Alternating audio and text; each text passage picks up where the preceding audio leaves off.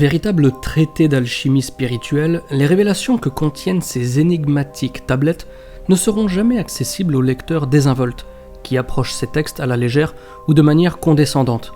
Car en effet, pour le profane ou le paresseux, elles seront sans intérêt. Ce qui peut être la meilleure façon d'en préserver les secrets. Ces tablettes confèrent un monde nouveau et inattendu à ceux qui feront l'effort de soulever les voiles des préjugés, des certitudes raisonneuses stériles et des convictions reposant sur des postulats non éprouvés. Bien entendu, il va sans dire que de nombreuses lectures sont nécessaires pour effleurer du bout des doigts l'essence de l'enseignement subtil que contiennent ces extraordinaires tablettes d'émeraude. Thoth, le dieu de la connaissance, de l'écriture et de la sagesse, en serait l'auteur, comme il serait l'auteur du Corpus Hermeticum, sous la signature que vous connaissez d'Hermès Trismégiste, ou encore auteur du fameux livre d'Enoch. Pour ceux qui prendront la peine de méditer les richesses inouïes que renferme ce texte, ils découvriront rapidement que ces tablettes parlent davantage à notre âme qu'à notre intellect raisonneur et parfois déraisonné.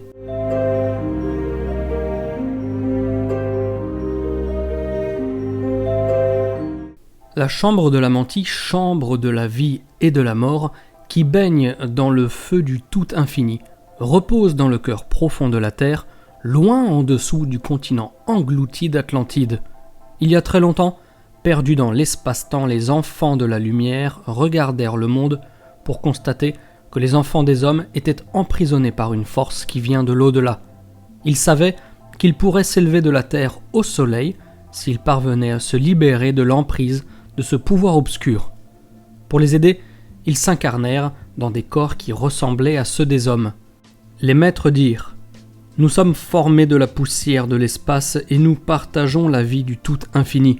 Nous vivons comme les enfants des hommes et pourtant nous sommes différents d'eux. » Ils utilisèrent leur pouvoir pour ouvrir de grands espaces très profondément au cœur de la croûte terrestre, isolée des enfants des hommes. Protégés par leur pouvoir et leur force, c'est ainsi qu'ils se protégèrent de la chambre de la mort. Ils ouvrirent beaucoup d'autres espaces qu'ils inondèrent de la lumière d'en haut et y apportèrent de nouvelles formes de vie.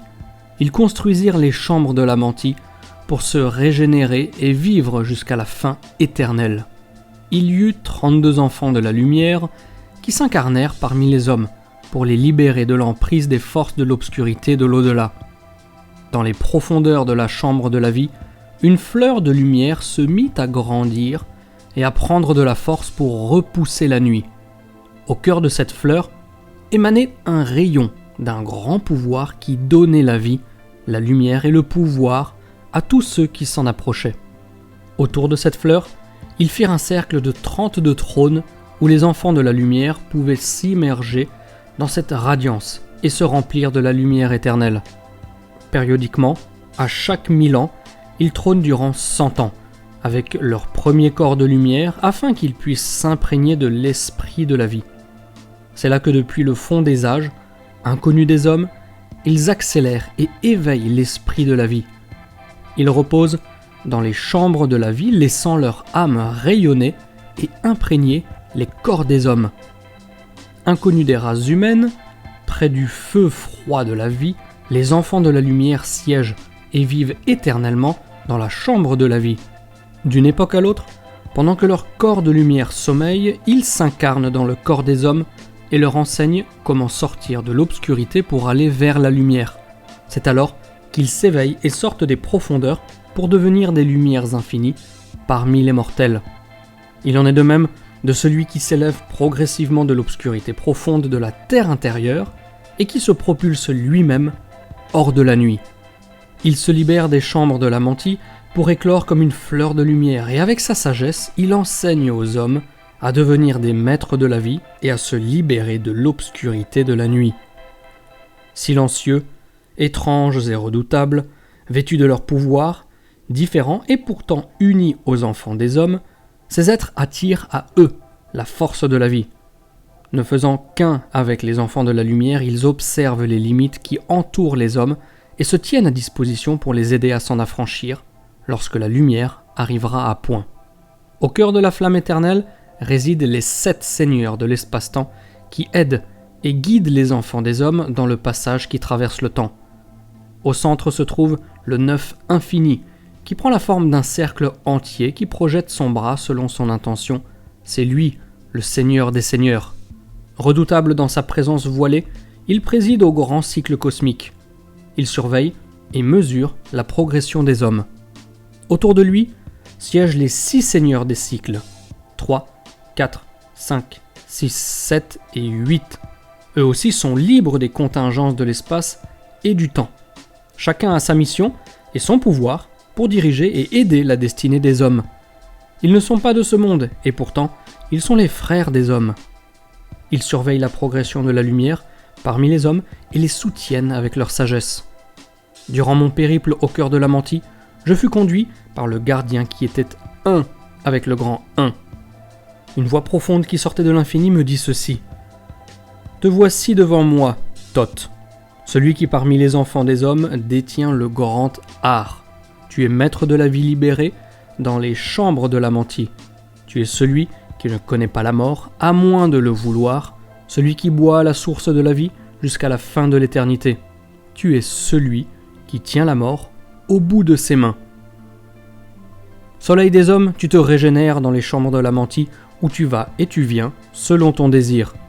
Tu reprends vie dans la forme que tu désires, ô fils de la lumière parmi les hommes. Tu choisis le travail qui te convient, et tu poursuis ton œuvre sans relâche, sur le sentier de la lumière, où tes pas te mènent toujours plus en avant, vers la montagne de la lumière. Cette montagne qui devient toujours plus haute, à mesure que tu t'en approches, tout comme le but devient plus grand à mesure que tu progresses. Sans cesse, tu t'approches de l'infinie sagesse qui se cache dans le but. Ton passage dans les chambres de la Mantie te rend libre de marcher main dans la main avec les seigneurs de ce monde et avec tous ceux qui apportent la lumière aux enfants des hommes. C'est alors qu'un des maîtres se leva de son trône et me guida à travers les chambres des terres profondes et secrètes de la Mantie pour me dévoiler des mystères inconnus de l'homme. Il me conduisit dans le passage obscur jusqu'à la chambre où siège la mort noire. Cette grande chambre était vaste, et bien que dans l'obscurité absolue, elle était remplie d'une forme de lumière immanente. Devant moi se dressait un grand trône d'obscurité sur lequel siégeait une figure voilée. Elle était plus noire que noire, d'une noirceur qui n'était pas celle de la nuit. Le maître s'arrêta devant elle, et de la voix qui donne la vie, il dit « Ô maître de l'obscurité, berger qui montre la voie d'une vie à l'autre, je te présente un soleil du matin. Ne plonge pas sa lumière dans l'obscurité. Rends-le invulnérable au pouvoir de la nuit. Reconnais-le et accepte-le comme l'un de nos frères qui se sont élevés de l'obscurité à la lumière. Laisse sa lumière s'épanouir librement dans la nuit, libère sa flamme de la servitude. » À ces mots, la forme obscure étendit la main, d'où s'éleva une flamme claire et brillante qui repoussa le rideau de l'obscurité et qui éclaira la chambre. Tout l'espace s'embrasa comme si l'obscurité elle-même était le combustible qui alimentait le feu. Des myriades de fleurs de feu éclataient en gerbes pour allumer encore plus d'étincelles qui se répandaient dans la nuit en projetant une lumière diffuse. Entouré d'un voile d'obscurité qui lui servait de combustible éternel, ces étoiles de lumière brillaient sans qu'il soit possible de rassasier leur soif d'éclairer. Allant et venant, comme des lucioles au printemps, elles remplissaient l'espace de lumière et de vie. C'est alors qu'une voix puissante et solennelle se fit à nouveau entendre. « Voici les lumières que sont les âmes des hommes. Elles grandissent et décroissent à jamais, toujours vivantes dans le changement de la vie et de la mort. Lorsqu'elles ont monté en fleurs et atteint le zénith de leur croissance, je projette le voile de l'obscurité qui va les transmuer en de nouvelles formes de vie.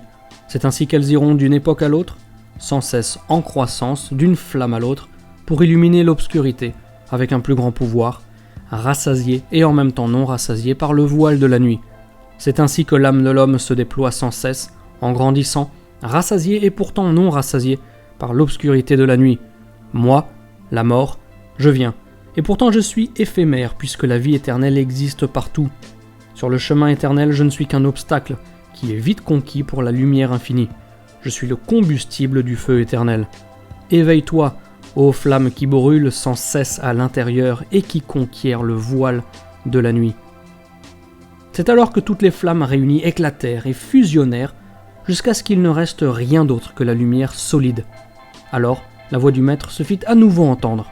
« Regarde ton âme comme elle grandit dans la lumière, libérée à jamais du Seigneur de la nuit. » Il me guida à travers de grands espaces pour découvrir les mystères des enfants de la lumière, mystères que l'homme peut connaître s'il devient lui-même un soleil de lumière. Au retour, il me guida vers la chambre de lumière pour me prosterner devant les grands maîtres, les seigneurs des cycles de l'au-delà. Avec une voix très puissante, il ajouta « Maintenant que tu es devenu libre de la chambre de la mentie, choisis quel travail tu veux accomplir parmi les enfants des hommes. » Je lui répondis « Ô grand maître, laisse-moi devenir un enseignant des hommes afin de les guider à l'aller et au retour, jusqu'au moment où ils deviendront à leur tour des lumières parmi les hommes, en se libérant du voile de la nuit qui les entoure, rayonnant comme la lumière qui doit briller parmi les hommes. » La voix répondit « Qu'il en soit ainsi, tu es maître de ta destinée, libre de prendre ou de rejeter selon ton vouloir. Empare-toi du spectre du pouvoir et de la sagesse. Brille comme une lumière éclatante parmi les enfants des hommes. » Et ainsi, le gardien me ramena en haut pour vivre comme soleil de lumière, feu parmi les hommes, afin de leur enseigner ma voie et de leur apprendre un peu de ma sagesse.